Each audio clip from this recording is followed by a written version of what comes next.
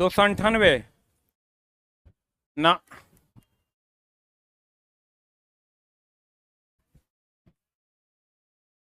यहां से होना था क्या? देखो 295 तक हुआ था क्या? 297 से होना था।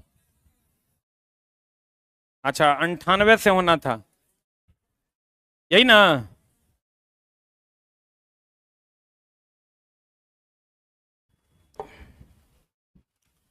आ जाओ इधर। 298 कथा अत्यंत मूल्यवान एवं सुग्राही ज्ञानेंद्रियां कौन है? मानव आंख। आंख सबसे ज्यादा संवेदनशील है और सबसे ज्यादा क्या है, मूल्यवान है। इसमें कोई दिक्कत है? पढ़े ना, ये तो नॉर्मल कॉमन सेंस की बातें हैं। प्रकाश की एक पतली झिल्ली से होकर नेत्र में प्रवेश करता है। अब देखो आंख का क्या मामला है, पीछे तो हम पढ़ाए थे एक बार आंख, आपको नहीं पढ़ाए थे? है? नहीं पढ़ाए थे? कोई बात नहीं, अभी पढ़ा देते हैं तुरंत। ये आपका आंख है और इसका जो सबसे बाहरी भाग है, जो आपको व्हाइट कलर का, आप आंख किसी का आंख को देखिए और उसमें जो व्हाइट कलर वाला भाग दिखता है ना, उसको हम लोग कहते हैं कॉर्निया। क्या कहते हैं?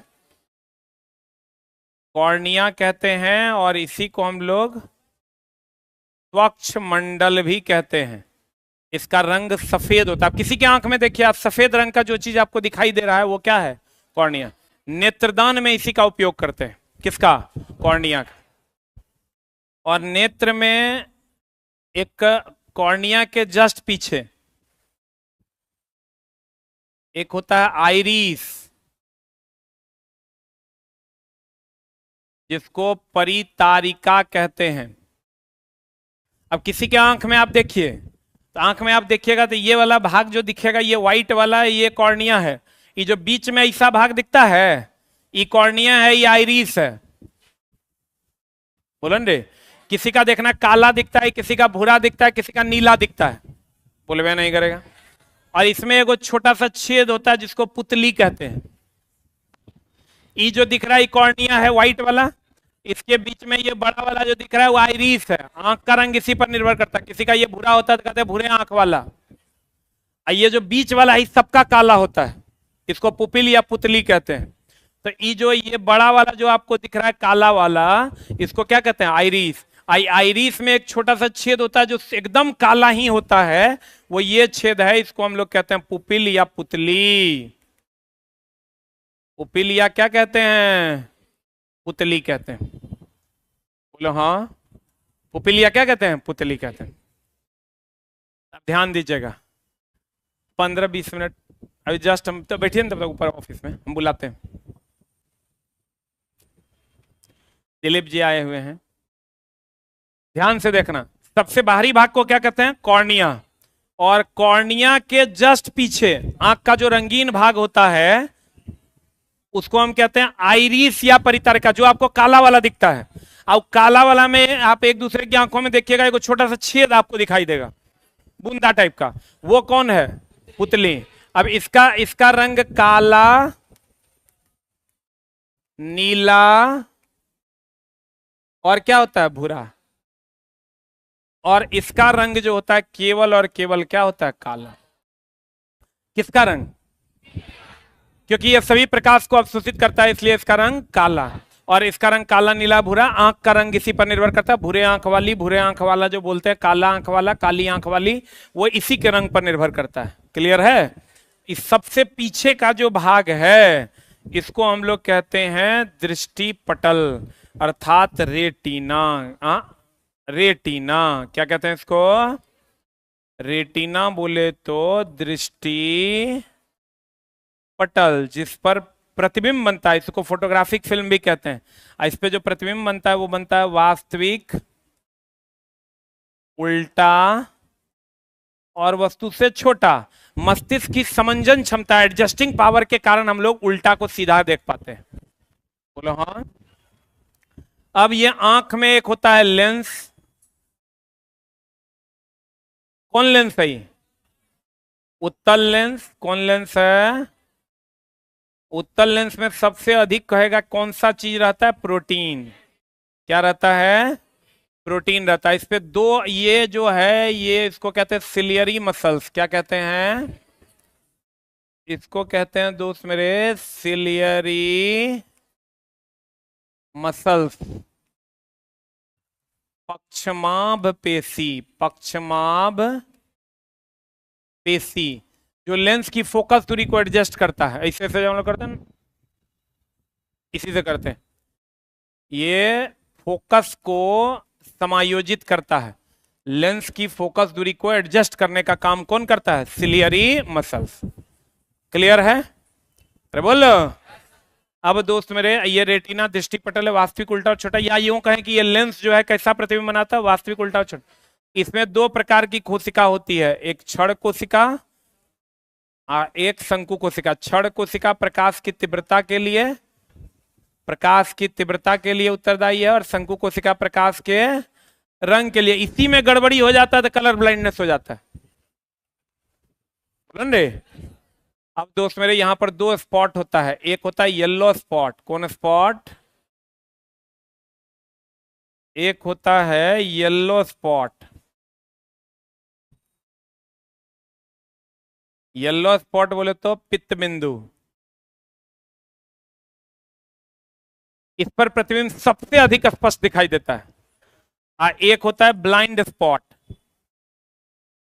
कौन स्पॉट? Blind spot. इसको कहते हैं अंध बिंदु। क्या कहते हैं इसको? अंध बिंदु। इस पर प्रतिबिंब बनता है, दिखाई नहीं देता है।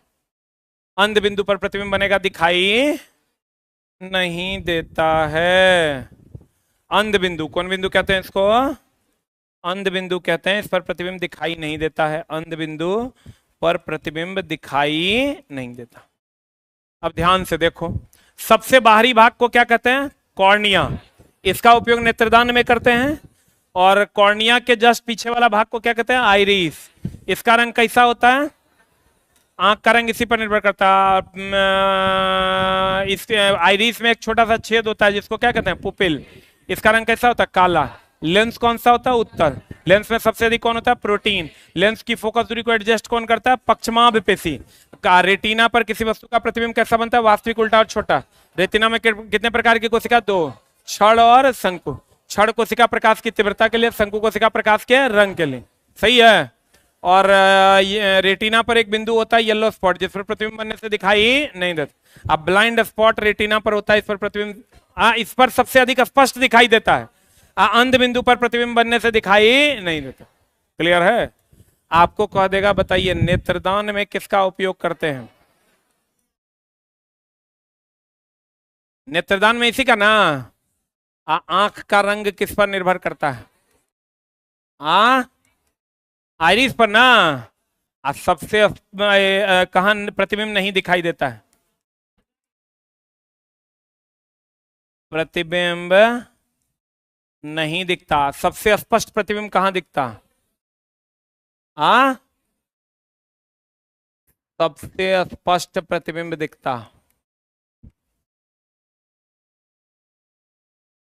सबसे स्पष्ट प्रतिबिंब कहां दिखता है? येलो स्पॉट की ब्लाइंड स्पॉट? कहां दिखता है? Yellow spot. अब एक बार चलो इधर। प्रकाश की एक पतली झिल्ली से होकर नेत्र में प्रवेश करता है। बताओ, प्रकाश तो यही कॉर्निया से ही ना नेत्र में प्रवेश करता है। क्या आश्चर्य भरी निगाहों से देख रहा है। ऐसा का पढ़ा दिए हम? चुट्टा नहाता है 8 दिन पे। प्रकाश यहीं से ना अंदर करेगा, कहां से? तो बताओ इसका आंसर क्या हो जाएगा? कॉर्निया या स्वच्छ मंडल। हो गया?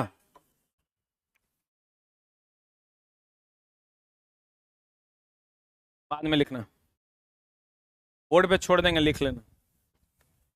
अब देखो, कौन अग्र पृष्ठ पर एक पारदर्शी उभार बनाता है? आगे का पृष्ठ जो ऐसे आपको उभरा उभरा लगता है, ऐसा नहीं ना है, उभरा ऐसे है। किसके कारण? नेत्र की गोलाई के कारण, नेत्र गोलकता के कारण। सपाट दिखता है कि उभरा हुआ दिखता है? बताओ, कॉर्निया के पीछे एक संरचना होती है, क्या कहलाती है? देखो तो ये कॉर्निया है, इसके पीछे ये संरचना है, क्या कहते हैं इसको? आइरिस यानी परितारिका कहते हैं। लिखे? बताओ, नेत्र में प्रवेश करने वाले प्रकाश की मात्रा को नियंत्रित करता है। पुतली या आइरिस भी कह सकते हैं। लेंस नियंत्रित नहीं करता है। देखो हम लोग जो ऐसे ऐसे करते हैं, ध्यान से देखना, ऐसे हम लोग जब कम प्रकाश रहता था ऐसे करते हैं, ज्यादा प्रकाश रहता था ऐसे करते हैं। ये जो ऐसे ऐसे आप करते हैं तो ये देखिए, ये समझा? तो प्रकाश को ये नियंत्रित करता है। रेटिना पर कैसा प्रतिबिंब बनता है? वास्तविक, उल्टा और छोटा। वास्तविक, उल्टा और छोटा। लिख लो, मस्तिष्क की समंजन क्षमता के कारण, एडजस्टिंग पावर। लिखना, मस्तिष्क के समंजन क्षमता के कारण हम, मस्तिष्क की समंजन क्षमता के कारण हम उल्टा प्रतिबिंब को सीधा देख पाते हैं। उल्टा प्रतिबिंब को सीधा देख पाते हैं।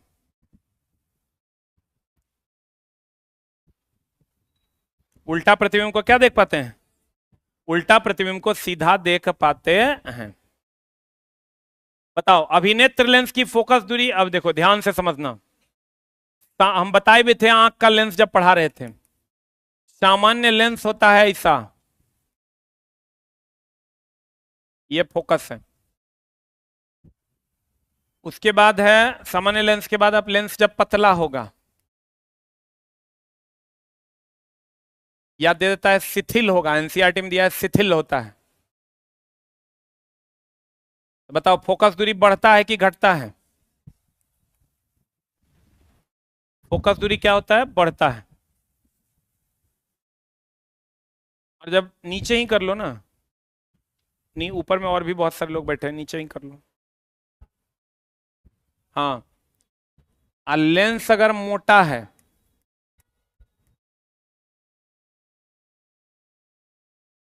देखो तो इसका फोकस बढ़ा, इसका फोकस घटेगा। पतला है तो बढ़ेगा। लिख लो इसको।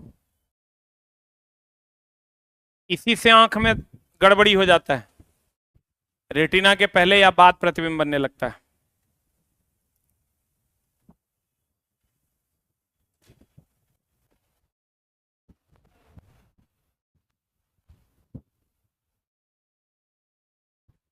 हम्म, हम्म,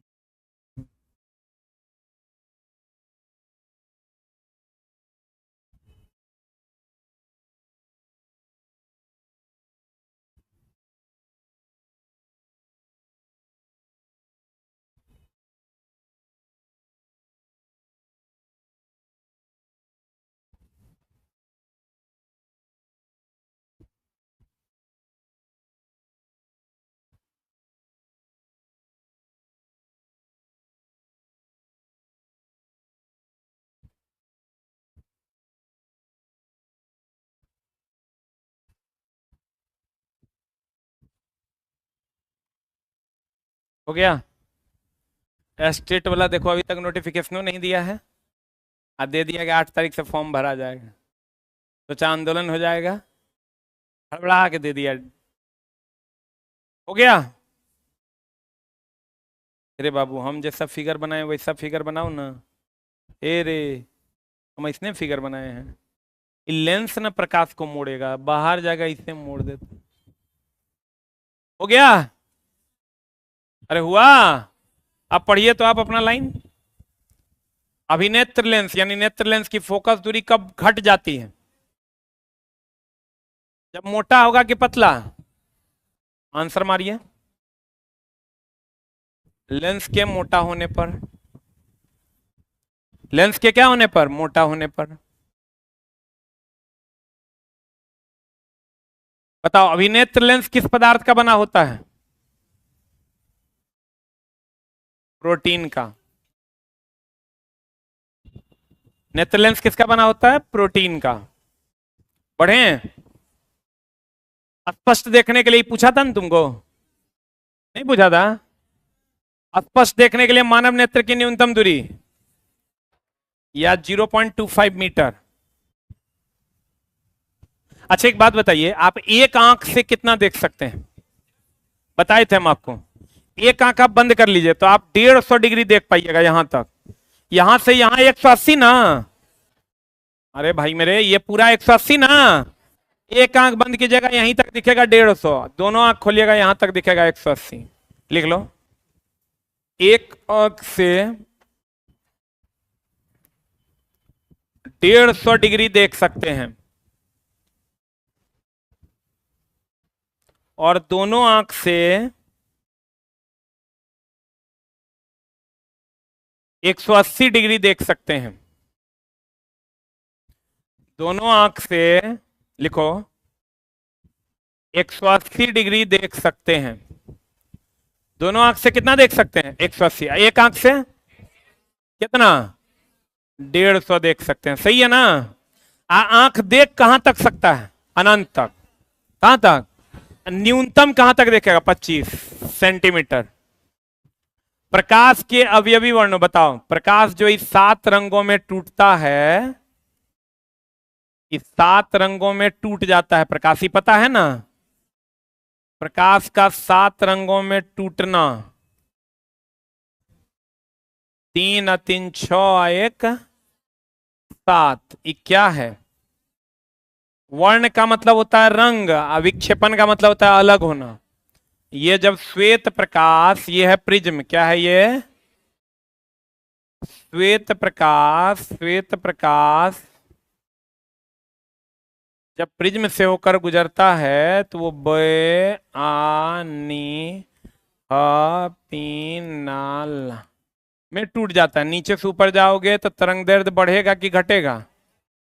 बढ़ता। बाद बाकी सब घटता। याद ना रहे तो एक चीज याद रखना कि भैया सबसे अधिक तरंग दैर्ध्य लाल का होता है। बाद बाकी कुछ भी पूछेगा लाल का सबसे कम, कहेगा अपवर्तनांक, ऊर्जा, आवृत्ति, कुछ भी पूछेगा लाल का सबसे कम। बैगनी का तरंग दैर्ध्य सबसे कम, बाद बाकी कुछ भी पूछेगा आवृत्ति, ऊर्जा, अपवर्तनांक, तो सबसे ज्यादा किसका? बैगनी। क्लियर है? लाल का तरंग दैर्ध्य सबसे ज्यादा। लिख लो, इसको कहते हैं वर्ण विक्षेपण, dispersion. Dispersion of light.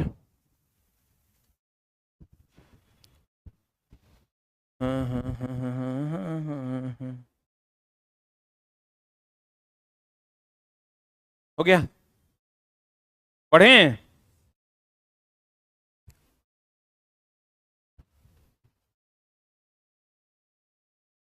Glucose थोड़ा कम दिया करो, ज्यादा मात्रा में लाओ।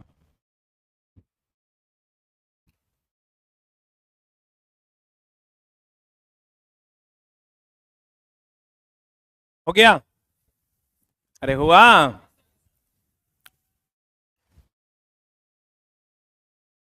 अब देखो, कहता है प्रकाश के अवयवी वर्ण, अवयवी मतलब बे आ नी पी ना ला, में विभाजन की क्रिया को क्या कहते हैं?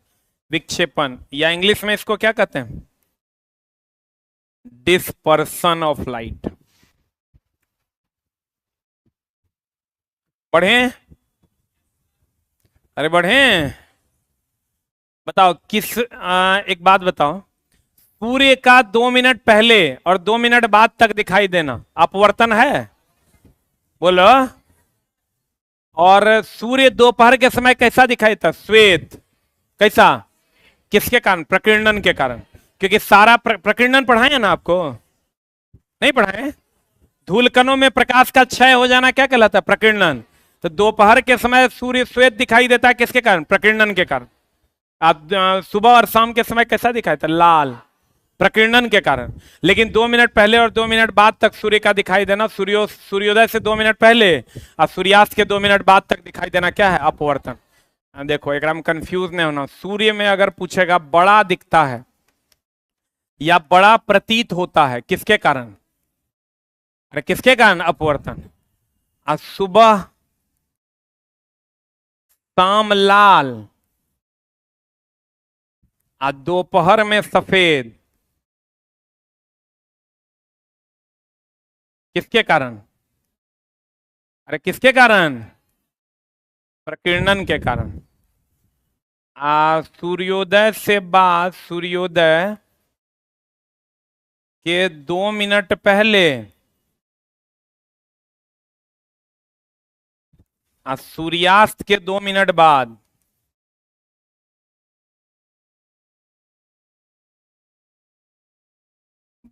तक लाल दिखना या दिखाई देना, ये क्या है? अपवर्तन।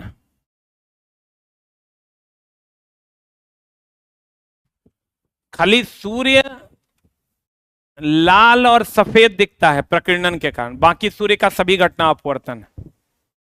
चाहे बड़ा प्रतीत होना, 2 मिनट पहले 2 मिनट बाद तक दिखाई देना, ये सब अपवर्तन है। चंद्रमा पर से अंतरिक्ष को देखने पर कैसा दिखाई देता? काला। इतने सूर्य से रिलेटेड क्वेश्चन पूछता है।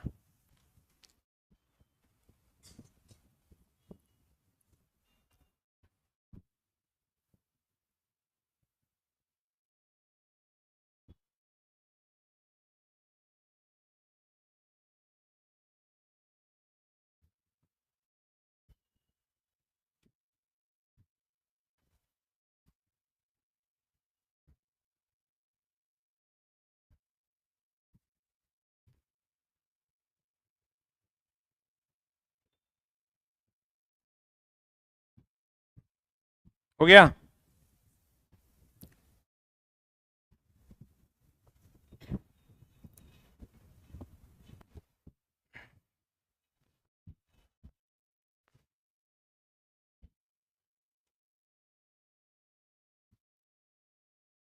अरे वाह! सूर्य खाली लाल दिखता है और सफेद दिखता है, किसके कारण? प्रकीर्णन। प्रकीर्णन मतलब प्रकाश का क्षय। प्रकीर्णन क्या? देखिए, धूलकण रहता है, कुहासा रहता है, तो प्रकाश दूर तक जाता है, दूर तक जाता है। इसी को प्रकाश का क्या कहते हैं? क्षय। तो यही घटना प्रकीर्णन है। आप देखो, कहता है किसने सूर्य के स्पेक्ट्रम, ये जो घटना है बयान नहीं पिनाला, ये कौन किया था? न्यूटन। स्पेक्ट्रम का मतलब होता है रंग, स्पेक्ट्रम का मतलब रंग। किसने सूर्य का रंग प्राप्त करने के लिए कांच के प्रिज्म का उपयोग किया था? किसने किया था? न्यूटन। अब न्यूटन ही प्रयोग देखो कैसे किया था। उसने एक डिस्क लिया था, उस पे 7 रंग रंग दिए। कितने रंग रंग दिए? कितने रंग रंग दिए? 7 रंग रंग दिए थे। और 7 रंगों को जोर से घुमाया तो उनको क्या मिला? श्वेत। क्या मिला? तब उनको लगा जब 7 से श्वेत बन सकता है तो श्वेत को प्रिज्म से गुजारेंगे तो 7 भी बन जाएगा। तो आपको पूछेगा न्यूटन के डिस्क पर कितने रंग रंगे थे? 7। बे आन नी पी ना ला। कहेगा लेकिन घुमाने पर कौन सा रंग मिला? कौन? सफेद। लिखना, न्यूटन के डिस्क पर 7 रंग रंगे थे। न्यूटन के डिस्क पर 7 रंग रंगे थे।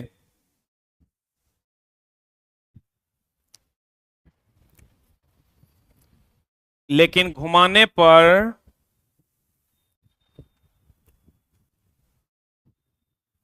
सफेद रंग प्राप्त हुआ। घुमाने पर कौन रंग प्राप्त हुआ? बताओ। तारे टिमटिमाते हैं किसके कारण? वायुमंडलीय अपवर्तन के कारण ना। पढ़ा दिए थे ना पीछे। अरे बोलो ने, तारे टिमटिमाते प्रतीत होते हैं किसके कारण? अपवर्तन के कारण। वास्तविक सूर्योदय और आभासी सूर्यास्त के बीच कितना का अंतराल? जो हम आभास करते हैं सूर्यास्त का, सूर्योदय का, वो 2 मिनट का अंतराल होता है। पृथ्वी का वायुमंडल सूक्ष्म कणों का कैसा मिश्रण है? बताओ तो। एक होता है समांगी जो पूरा घुला मिला है, विषमांगी जो अलग अलग है, पूरा घुला मिला नहीं है। तो बताओ हमारे वायुमंडल में सब कुछ पूरा घुला मिला है तो क्या है? विषमांग। ऐसे भी वायु जो है विषमांग है। अत्यंत सूक्ष्म कण मुख्य रूप से किस रंग का प्रकीर्णन करते हैं? नीले रंग का। बट ये गलत है, काट दो, काट दो। एक सिद्धांत है प्रकीर्णन का। प्रकीर्णन मतलब प्रकाश का क्या होना? क्षय। अब देखो क्या सिद्धांत है, बताते हैं। प्रकाश का क्षय का सिद्धांत है। हमने कहा बे आ नी ह पी नाल, तो नीचे से ऊपर जाने पर तरंग दैर्ध्य बढ़ेगा कि घटेगा? बढ़ता है ना। रेले नाम का एक वैज्ञानिक दिया था कि भैया प्रकीर्णन तरंग दैर्ध्य के चतुर्थ घात का व्युत्क्रमानुपाती होता है। यानी जिस प्रकीर्णन मतलब प्रकाश का क्या है, तो तरंग दैर्ध्य अगर ज्यादा होगा तो प्रकीर्णन कम। तरंग दैर्ध्य ज्यादा, तरंग दैर्ध्य ज्यादा, तरंग दैर्ध्य ज्यादा, प्रकीर्णन मतलब क्या कम, मतलब लॉस कम होगा। लॉस कम होगा दिखाई देगा। तो सबसे ज्यादा तरंग दैर्ध्य किसका है? लाल का। तो सबसे कम प्रकीर्णन यानी क्षय किसका होगा? हाँ, इसीलिए खतरे में लाल रंग का प्रयोग करते हैं कि दूर से दिखेगा, इसका क्षय कम होता है। खतरे में कौन रंग का प्रयोग करते हैं? लाल रंग। लिख लो, जिसका तरंग दैर्ध्य ज्यादा उसका प्रकीर्णन यानी क्षय कम होगा।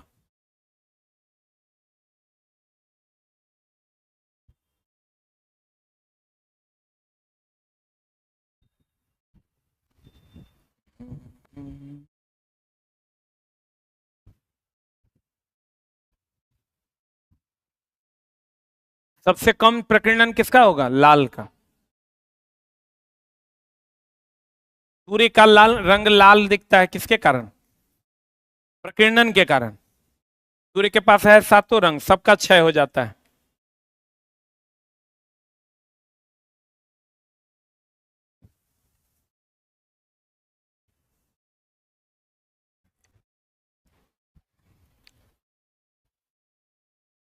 हो गया? Very very important. आकाश नीला दिखता है। आकाश नीला दिखता या आकाश के नीचे पानी का रंग नीला दिखता, प्रकीर्णन के कारण। प्रकीर्णन मतलब प्रकाश का क्षय। धूलकणों से, कुहासों से प्रकाश का क्षय क्या कहलाता है? प्रकीर्णन। अरे हुआ? नहीं हुआ? अब देखो कहता है इस लाइन को काट दो, इसका कोई काम नहीं है। अगला बताओ, यदि पृथ्वी पर वायुमंडल नहीं हो तो आकाश का रंग कैसा दिखाई देगा? काला। चंद्रमा पर से अंतरिक्ष को देखने पर कैसा दिखता है? काला। यह भी लिख लो, प्रकीर्णन के कारण। प्रकीर्णन के कारण। कभी कोई क्वेश्चन पूछता है चंद्रमा पर से अंतरिक्ष को देखने पर काला दिखता है, किसके कारण? प्रकीर्णन के कारण। बताओ, लाल रंग कुहासे या धुंध में सबसे कम प्रकीर्णन होते हैं, किसके कारण? अभी तुरंत बोले, तरंग दैर्ध्य अधिक होगा, प्रकीर्णन कम होगा। किसका सिद्धांत है ये? रेले का सिद्धांत।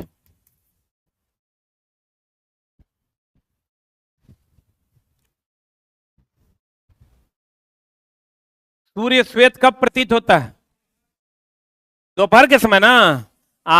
सुबह और शाम के समय लाल। किसके कारण?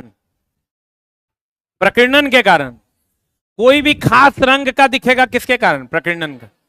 बताओ, सूर्योदय और सूर्यास्त के समय सूर्य कैसा दिखाई देता? लाल। किसके कारण? प्रकीर्णन के कारण। सूर्य बड़ा दिखता है अपवर्तन के कारण। सूर्य बड़ा दिखता है अपवर्तन के कारण। बताओ, दो पार्श्व फलकों के बीच, ये एक फलक ये हो गया, एक फलक ये हो गया, इस कोण को कहते हैं प्रिज्म कोण। ये जो कोई भी दो फलक है ना, इसके बीच का कोण को कौन कौन कहते हैं दोस्त मेरे? प्रिज्म कोण। अभी प्रिज्म आपको दिखाई थे ना, दो पार्श्व फलकों के बीच के कोण को प्रिज्म कोण कहते हैं।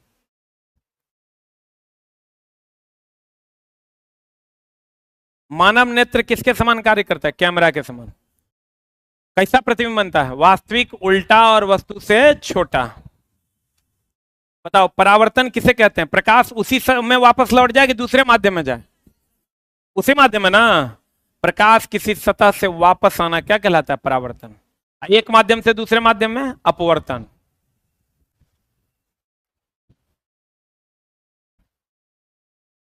किस दोष के कारण दृष्टि की क्षमता फिर से वापस लौट सकती है? मोतियाबिंद। बताओ मोतियाबिंद में क्या होता है? बताए थे ना हो, ये आंख के ऊपर एक अपारदर्शी झिल्ली बन जाता है। क्या बन जाता है? अपारदर्शी झिल्ली बन जाता है। ये होता है उम्र वृद्धि के कारण। किसके कारण होता है? उम्र वृद्धि के कारण। और ये अपारदर्शी झिल्ली का ऑपरेशन कर दीजिएगा, आंख ठीक हो जाएगा। यही एगो दोष है जगरा में आंख आपका वापस ठीक हो सकता है, बाकी में तो चश्मा लगा काम चलाना होगा। इसका उपचार क्या है? इसका उपचार है ऑपरेशन।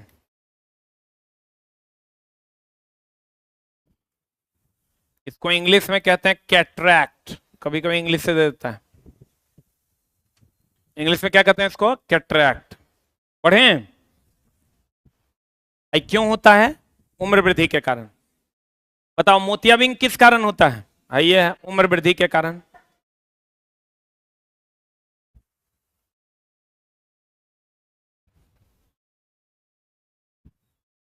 बताओ मानव नेत्र की दृष्टि कितनी सीमा तक विस्तृत हो सकती है? 180। लेकिन दोनों आंख से कि एक आंख से? दोनों आंख से। एक आंख से? एक आंख से 150 डिग्री। दूर कहां तक देख सकते हैं? अनंत तक। अगला द्विगुण लेंस का उपयोग। द्विगुण्य होता है, बाइफोकल लेंस बोलते हैं इसको। एक होता है जरा दृष्टि दोष। कौन दोष? आंख का दोष पढ़ाए थे ना हमको। बताओ तो निकट दृष्टि दोष में कौन लेंस? अवतल। दूर दृष्टि दोष में उत्तल। तो जरा दृष्टि दोष जिसको होता है ना, ना निकट दिखता है, ना निकट ना दूर दिखता। तो उपचार क्या है? उपचार है द्विफोकसी लेंस। क्या उपचार है? द्विफोक्सी लेंस। तो ये है द्विफोक्सी लेंस। ऊपर में लगा होता है, तब दोनों लेंस लगा देते हैं, अवतल, और नीचे लगल होता है उत्तल। ऊपर में कौन लेंस लगल होता है? अवतल। नीचे कौन लेंस लगा होता है? उत्तल।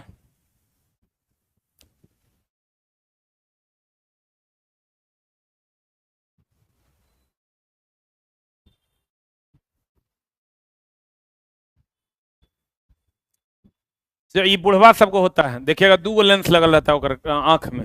नीचे वाला देखिएगा अलग, ऊपर वाला अलग। ये भी उम्र वृद्धि के कारण होता है।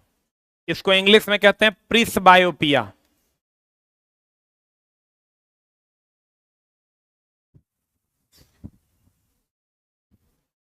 हो गया?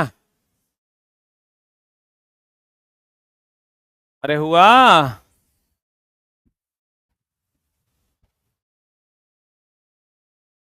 अब बताओ द्विगुण लेंस, इसको आप कह सकते हैं द्विफोकसी लेंस। इसको लिखिए द्विफोकसी लेंस का उपयोग दूर और निकट दृष्टि दोनों के लिए होता है, अर्थात जरा दृष्टि दोष के लिए होता है। ये भी उम्र वृद्धि के साथ होता है, कम उम्र में नहीं होता है। प्रिस्बायोपिया कहते हैं इसको। निकट दृष्टि दोष में कौन लेंस? अवतल। और दूर दृष्टि दोष में उत्तल। बताओ प्रिज्म का विचलन कोण किस कारण उत्पन्न होता है? काट दो इसको। तुमको क्वेश्चन पूछेगा सबसे ज्यादा विचलन किसका होता है? बात छोटा बोल रहे हैं, लाल का तरंग दैर्घ्य सबसे ज्यादा, बात बाकी सब कुछ सबसे कम, तो विचलन सबसे कम ना होगा रे। तो एकदम चोटमल्ले है कि अब बैगनी का विचलन ना, सबसे विचलन मतलब अपने पथ से विचलित हो जाना, तो यहां आता सबसे ज्यादा बैगनी ना मुड़ता है। सबसे ज्यादा कौन मुड़ता है? बैगनी। और सबसे कम कौन मुड़ता है? लाल।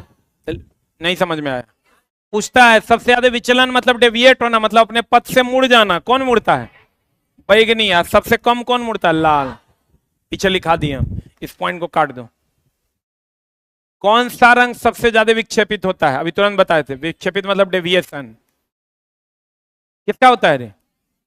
बैगनी का होता है। सबसे कम लाल का। टिंडल प्रभाव, देखो टिंडल प्रभाव क्या है कि जब कोलाइड विलियन से, कौन विलियन से? कोलाइड विलियन यानी हो गया दूध। कोलाइड विलियन मतलब घोल, यानी एग्जांपल ले लो दूध से जब प्रकाश गुजरता है ना, तब प्रकाश का पथ चमकने लगता है।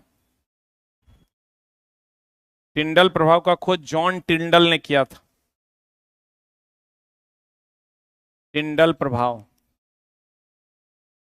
ये कहता है जब प्रकाश दूध से गुजारोगे तो पथ चमकेगा, उसका दूध का में एकदम चमकीला पथ दिखाई देगा। जब प्रकाश कोलाइड विलियन से गुजरता है, कोलाइड विलियन से गुजरता है तो उसका पथ चमकता है। यही घटना कौन प्रभाव है? टिंडल प्रभाव।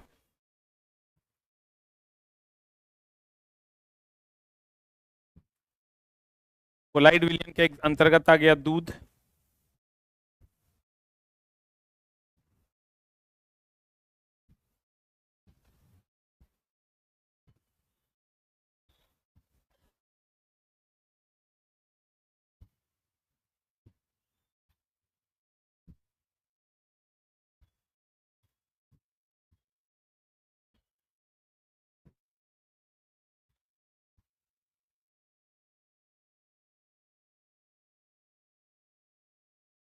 अरे हुआ?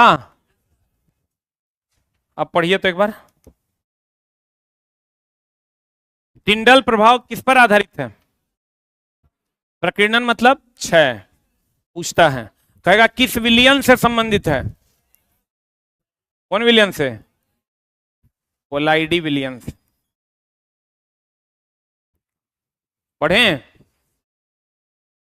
बताओ, मानव नेत्र जिस भाग पर किसी वस्तु का प्रतिबिंब बनाता है उसे क्या कहते हैं? दृष्टि पटल या रेटिना या फोटोग्राफिक फिल्म? Photographic film. कैसा प्रतिबिंब बनाता है? वास्तविक, उल्टा और वस्तु से छोटा। वास्तविक, उल्टा और कैसा? छोटा। सही है ना? नेत्रदान में किसका उपयोग करते हैं? किसका? कॉर्निया। बताओ, व्यवस्थित कोशिका पृष्ठ क्यों नहीं टिमटिमाते हैं? फालतू बातें काट दो, कोई काम का नहीं। मानव नेत्र की अधिकतम दूरी कितनी है? अनंत। और न्यूनतम दूरी 25 सेंटीमीटर। न्यूनतम दूरी कितनी है? 25 सेंटीमीटर। अधिकतम? अधिकतम कितना? अनंत। आ जाइए। हमारे बीच छात्र नेता दिलीप जी हैं, और जो कल है आंदोलन ना, एक बार जोरदार तालियों से इनका स्वागत कीजिए। क्योंकि बेचारे आपके लिए पुलिस से बहुत मार खाए हैं, ठीक ना, लेकिन क्या कीजिएगा, अभी तक हमको लगता है 2017 से ही आंदोलन कर रहे हैं।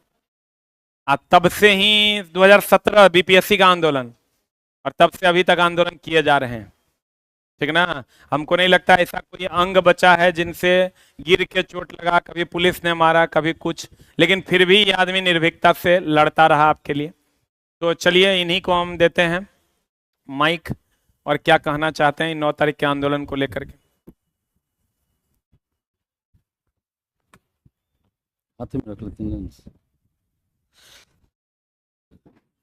सबसे पहले तो एसके झा सर को बहुत बहुत धन्यवाद कि 17 से जिक्र किए, और उस समय से जब हमको नहीं कोई जानता था उस समय सर साथ दिए, और इसी तरह मतलब चेहरा में क्या लगा होगा कि शुरू से ही साथ दे रहे हैं, लग गया होगा इनको भी कि सही आदमी है, तो शुरू से ही साथ दे रहे हैं और हमेशा साथ दिए हैं, हर तरह से साथ दिए हैं और इसके लिए हम धन्यवाद देते हैं। धन्यवाद तो छोटा शब्द हो जाता है जितना मदद इन्होंने किया है, क्योंकि जब आपको पहचान बन जाए तब आपके लिए बहुत लोग खड़े हो जाते हैं, लेकिन जिस समय आपको नहीं कोई जान रहा हो, जिस समय आप विकट परिस्थिति में हो, उस समय जो आपको मदद करता है ना, उससे बड़ा दोस्त या उससे बड़ा शुभचिंतक आपके लिए कोई नहीं होता है। तो एसके झा सर उस समय से हैं जिस समय हमारी पहचान कुछ नहीं थी, न कोई जानता था, और अभी भी हैं साथ में, हमेशा साथ देते हैं। 8 साल पहले जी 8 साल पहले, और ये संघर्ष लंबा चलता रहा और यही वजह है कि देखिए सर जैसे लोग साथ देते हैं, इसलिए हमारा भी मनोबल ऊंचा रहता है और लड़ पाते हैं हम। नहीं तो कई बार जेल गए, लाठी खाए, क्या क्या नहीं हुआ, तो ऊब के लोग छोड़ देता है, लेकिन हम अपना नौकरी छोड़ दिए लेकिन आंदोलन नहीं छोड़े।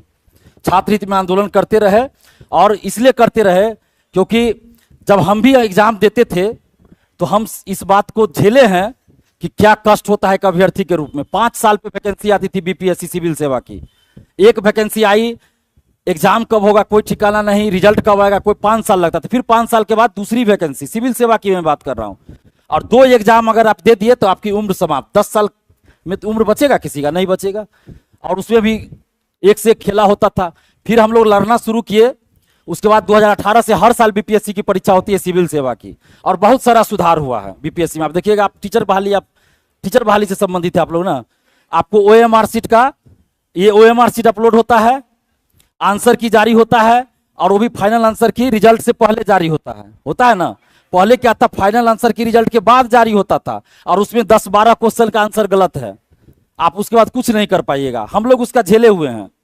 कुंवर सिंह 1857 की क्रांति में कहां सम्मिलित हुए थे, आप लोग सभी लोग इसका आंसर जानते हुएगा, आरा। लेकिन 64वीं बीपीएससी का क्वेश्चन उठा के देखिएगा, पटना आंसर दिया हुआ है, और उसी के खिलाफ हमने आंदोलन किया था। उस एक नंबर के चलते, एक क्वेश्चन का आंसर गलत देने के चलते हजारों लोग मेरे जैसे बाहर हो गए। और उसी समय हमने ये मिशन बना लिया कि जब किताब की बात को नहीं माना जा रहा है तो फिर जिसका आंसर ही नहीं जारी होता है उसमें क्या खेल होता होगा ये कौन जानता है।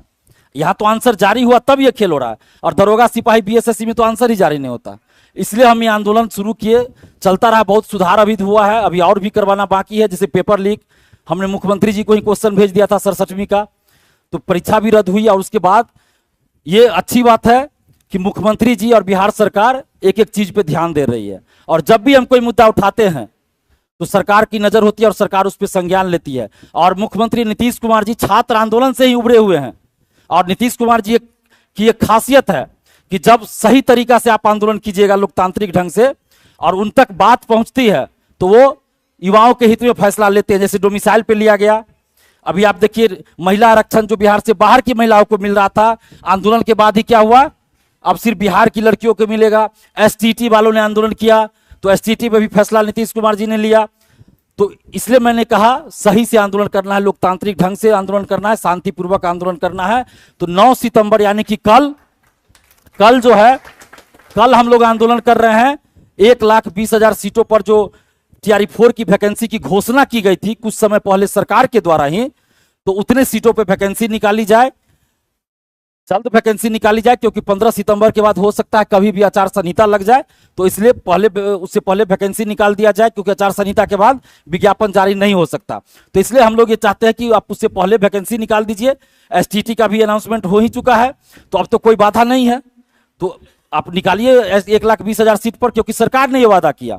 और 1 कैंडिडेट 1 रिजल्ट लागू कीजिए ताकि सीटें खाली ना रहे, क्योंकि वैकेंसी देने का यह मतलब नहीं है कि आप 1,70,000 निकाल रहे हैं और नियुक्ति कर रहे हैं 65,000, बाकी सीट खाली रह गया और हजारों स्टूडेंट्स का उम्र समाप्त हो गया। अगली बहाली में वो शामिल नहीं हो सकते। 2 लाख, 2.5 लाख, 3 लाख लगता है बीएड करने में, डीएलएड करने में, लगता ही है, समय लगता है।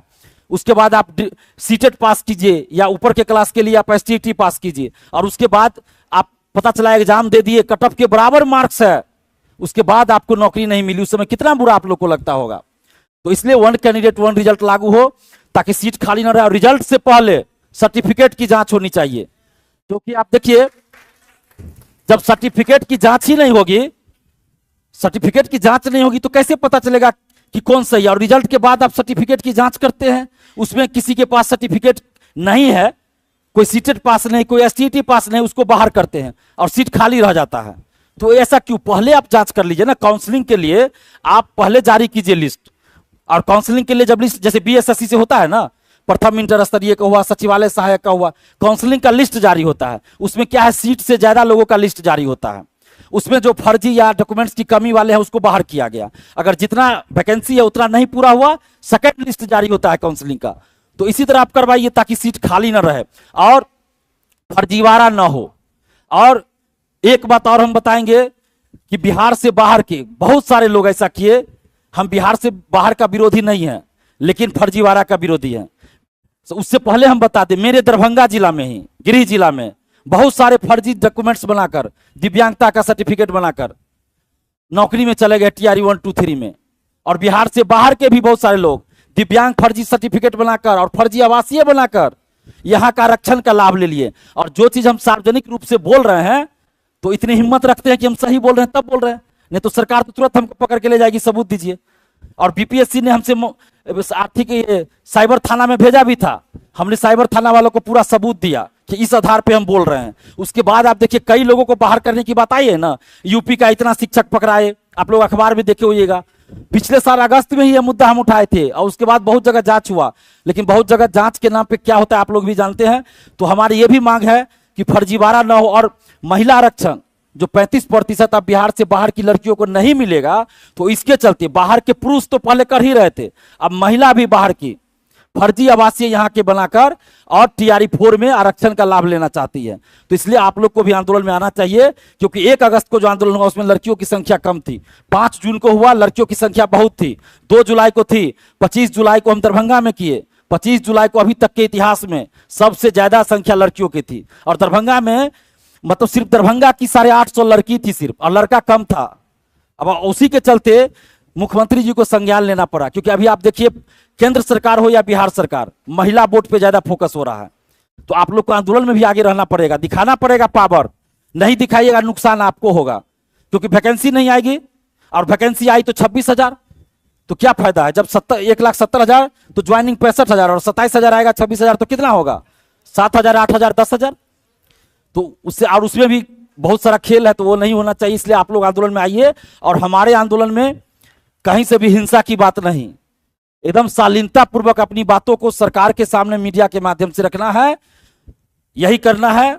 और बाकी कुछ भी होता है तो पुलिस हमसे, जो भी सवाल जवाब है पुलिस हमसे करती है, सरकार हमसे करती है, आप लोग को कोई दिक्कत नहीं होगा। बस एक चीज आप लोग ध्यान रखिएगा कि आंदोलन में कोई भी नेता या शिक्षक आए तो हाथ जोड़ के कहना है कि आप लोग चले जाइए, ये आंदोलन छात्रों का है, आप बाहर से समर्थन कीजिए। क्योंकि अगर नेता आते हैं तो सरकार यही कहती है कि आंदोलन विपक्षी पार्टी करवा रहा है। अगर कोई शिक्षक आते हैं तो क्या होता है, उन शिक्षक पे भी बाद में कार्रवाई की पुलिस एकदम ये आती है कि कोचिंग पे कार्रवाई करेंगे, ये हम लोग जानते हैं। इसलिए हम लोग पहले ही शिक्षकगण को भी बोलते हैं हाथ जोड़ के कि सर समर्थन कीजिए, कोचिंग बंद कर दीजिए, स्टूडेंट्स आएंगे, आप लोग नैतिक समर्थन कीजिए, वीडियो बना सकते हैं वीडियो बनाइए। लेकिन आंदोलन में आने से क्या होता है, सरकार यही कहेगी कि कोचिंग शिक्षक वाले आंदोलन करवा रहे हैं, अपने फायदे के लिए करवा रहे हैं। और उसके बाद उस कोचिंग शिक्षक पे भी बाद में सरकार अलग तरीके से लग जाती है पीछे, और कोचिंग को तंग किया जाता है। ये सब बात हम लोग जानते हैं, इसलिए हम खुद नहीं चाहेंगे कि भाई जो हमको हेल्प करे उन्हीं पे कार्रवाई हम करवा दे, ऐसा हम नहीं चाहते हैं। तो इसलिए सिर्फ छात्र और छात्राएं आंदोलन में आएंगे, हम सभी शिक्षकगण से यही बोल रहे हैं कि कोचिंग कल बंद कर दीजिए, स्टूडेंट्स आएंगे आंदोलन में, समर्थन कीजिए। और कोई भी आंदोलन के बीच में हिंसक बात करे, गाली गलौज करे, कोई आपत्तिजनक बात करे, सीधा उसको बाहर कर दीजिए। और नहीं बाहर हो तो पुलिस को बोलिए कि ये हम लोग के आंदोलन का हिस्सा नहीं है, उपद्रवी तत्व, इसको ले जाइए। क्योंकि पुलिस का ऊपर से सीधा मेरे पास रहता है कि आप के आंदोलन में अगर कोई गलत करता है, आप जिसको कहिएगा हम उसको हटा देंगे, हमको जो कार्रवाई करना होगा करेंगे। क्योंकि अगर आंदोलन में कुछ भी गलत होगा तो उसकी रिस्पॉन्सिबिलिटी दिलीप कुमार जी आपकी होगी, तो आप इसका ख्याल रखिए। जाहिर सी बात है, हम बुला रहे तो हमारा ही होगा, तो इसलिए। लेकिन आप लोग का भी आंदोलन है ना, ये हमारा नहीं ना है, तो आप लोग का भी तो जवाबदेही है कि भीड़ में अगर कोई ऐसा है तो उसको बाहर कर देना है, ठीक है। तो आप लोग कल आइए, ये सारा मुद्दा है। और अगर कल भीड़ नहीं दिखाइएगा तो आगे वैकेंसी नहीं आ पाएगी, हम ये ओपनली बोल रहे हैं। क्यों? क्योंकि अब समय नहीं है, समय नहीं है। आचार संहिता कभी भी लागू हो जाएगा। बीपीएससी का एग्जाम है 71वीं का 13 तारीख को, फिर आचार संहिता कभी भी 15 तारीख के बाद लागू हो जाएगा। तो हम लोग जो है कुछ नहीं कर पाएंगे, क्योंकि उस समय कोई सरकार ही नहीं रहेगी, कार्यवाहक सरकार, वैकेंसी नहीं निकाल सकती है। तो हम अभी भी सरकार से हाथ जोड़कर विनती करते हैं कि आप वैकेंसी दीजिए। जिस तरह डोमिसाइल लागू हुआ, जिस तरह 35% महिला आरक्षण का लाभ आप सिर्फ बिहारियों को दे रहे हैं, तो ये मुख्यमंत्री जी की ही देन है, नीतीश कुमार जी की। तो हमें पूरा उम्मीद है कि आप लोग भीड़ दिखाइए, लोकतांत्रिक ढंग से शांतिपूर्वक सिर्फ भीड़ दिखाना है। तो नीतीश कुमार जी देखिएगा संज्ञान लेंगे और वैकेंसी भी आएगी 1,20,000 सीट पे, और सारा डिमांड पूरा होगा। क्योंकि इससे नीतीश कुमार जी को क्या नुकसान है? अगर रिजल्ट से पहले सर्टिफिकेट की जांच हो जाएगी तो इससे नीतीश कुमार जी को नुकसान है? उनको तो और वाहवाही मिलेगा। लेकिन कुछ अधिकारी जो होते हैं ना, वो अपने फायदे के लिए कुछ से कुछ करते हैं। तो जैसे ही नीतीश जी के कानों तक ये बात जाएगी, वो सब चीज लागू करेंगे। बस आप लोग कल आइए, 9 सितंबर को, कल मंगलवार को सुबह 10 बजे पटना को ले जाइए, ठीक है? तो आप लोग आइए, डरिएगा नहीं। डरना है किसी को? लोकतांत्रिक ढंग से हम आंदोलन कर रहे हैं, इसमें डरने की बात ही नहीं है। हम लोग विनय, अनुनय विनय जिसको कहते हैं, विनती करते हैं सरकार से। हम लोग ये नहीं है कि दबंगई नहीं करते, हम लोग आग्रह करते हैं सरकार से। लोकतंत्र में भीड़ का असर होता है। और अभी जानते हैं चुनाव है तो वोट का ही ताकत है भाई। हम लोग के पास तो ताकत है वोट का, सबका वोटर लिस्ट में नाम है, तो सरकार को ही पता है, तो डिमांड जरूर पूरा होगा, ठीक है? बहुत बहुत धन्यवाद सर को, आप सबको भी धन्यवाद। कल आइए आप लोग।